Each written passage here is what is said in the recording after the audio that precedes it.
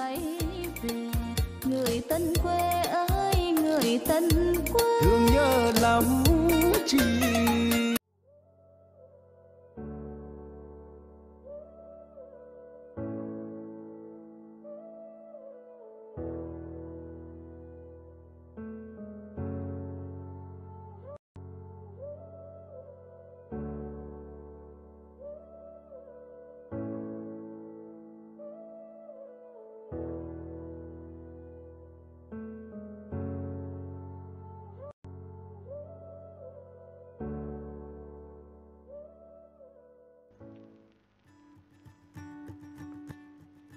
Kamusta muli mga kabayan?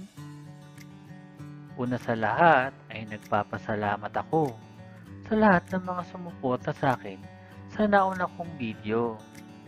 Kaya ngayong araw, muli tayong mamamasyal at dadalhin ko kayo sa madalas na pinupuntahan ng mga turista dito.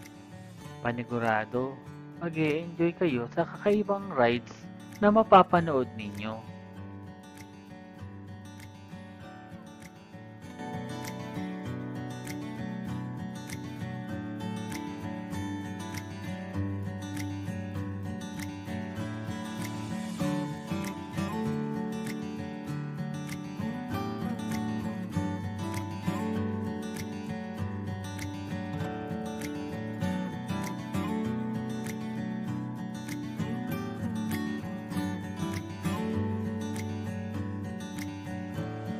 Dito sa ilog na ito ay meron ding mga sasakyang bilog na madalas na ginagamit ng mga nangingisda.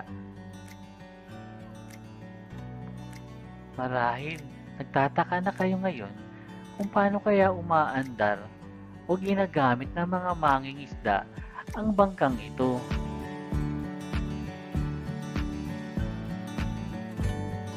Kaya tara na, puntahan na natin ang lugar na sinasabi ko sa inyo na madalas pinupuntahan ng mga foreigner o mga turista dito.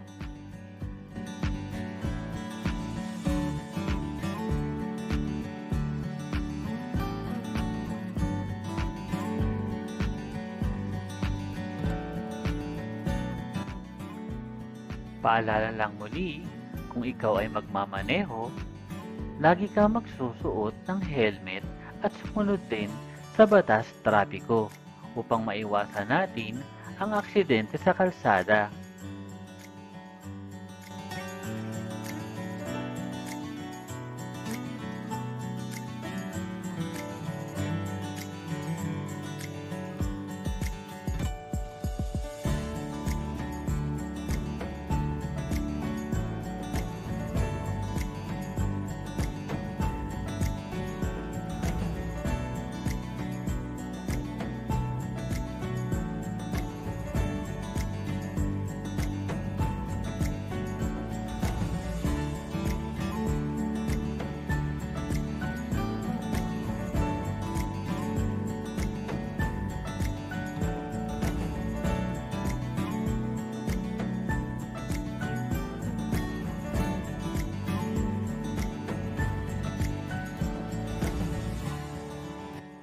At dito nga, ay may mga nasalubong akong mga turista.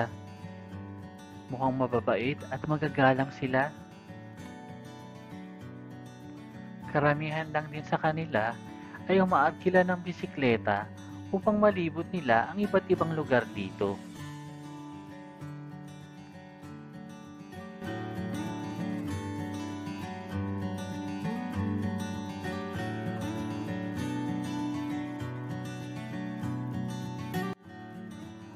At dito nga ay makikita natin ang isang bangkero na pinaikot-ikot niya ang kanyang bangka. Nakasakay din dito ang dalawang turista na mukha namang tuwang-tuwa. Mukhang nakakahilo, pero sa tingin ko ay nag-enjoy naman sila.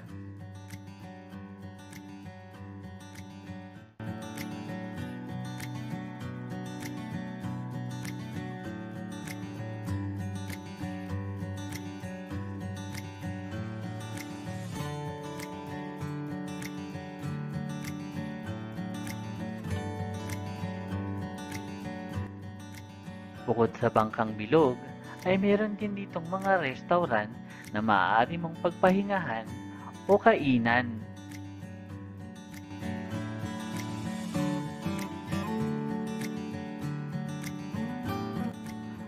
Nakakatuwa silang pagmasdan, hindi ba?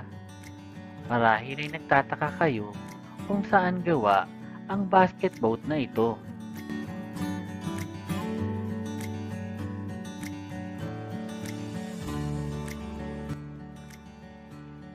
Siya nga pala, ang basket boat na ito ay gawa sa dahon ng buko o coconut tree.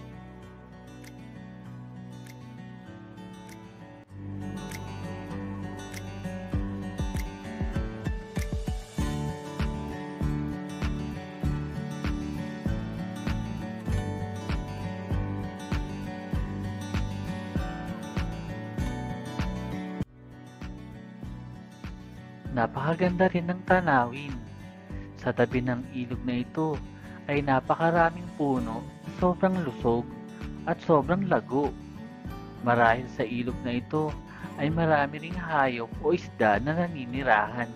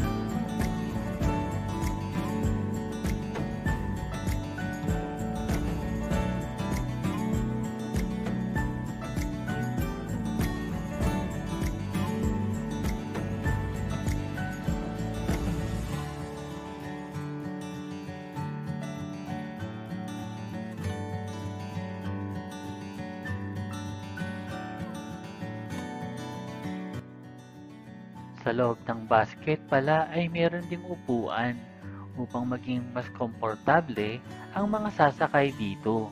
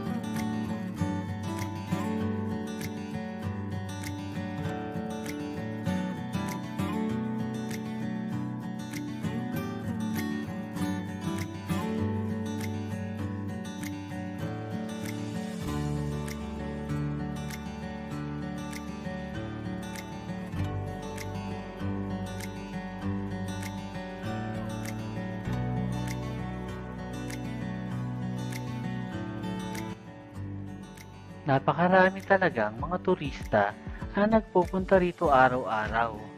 Kaya't nakikita ninyo ang mga nagpipilahang mga bus.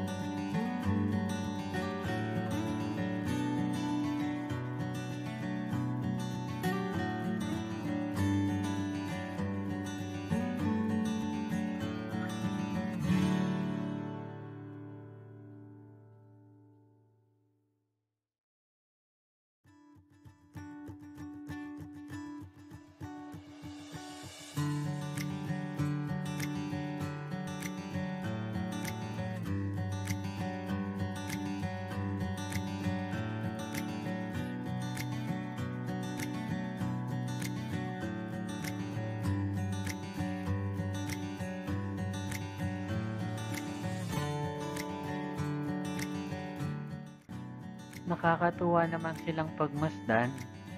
Para silang mga nag-uunahan.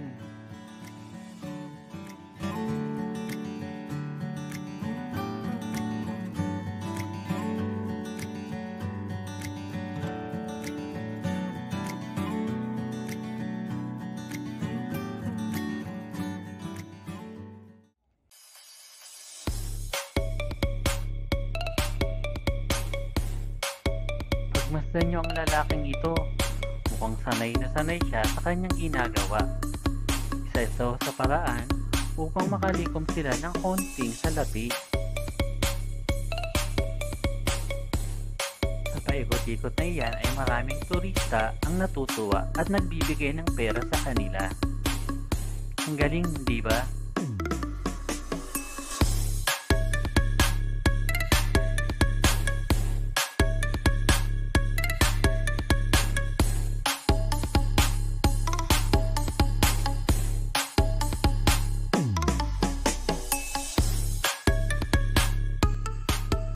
Kakaiba talaga ang bangkang ito.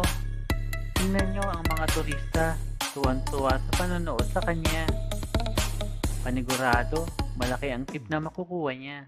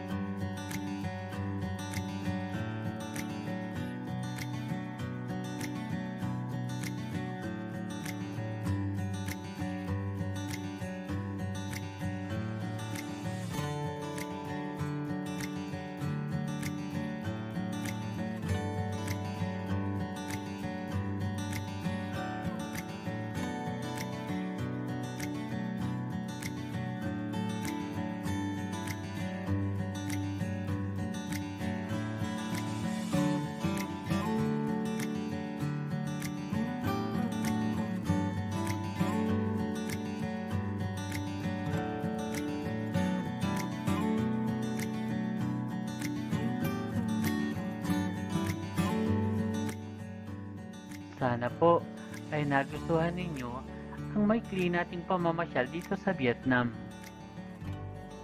Kung bago ka pa lang sa channel ko, sana ay huwag mo namang kalimutan na mag-like, share, comment, at subscribe na rin upang lagi kang updated sa lahat ng gagawin kong video. Maraming salamat po sa pagsama ninyo sa akin sa pamamasyal dito sa Vietnam. Hanggang sa muli!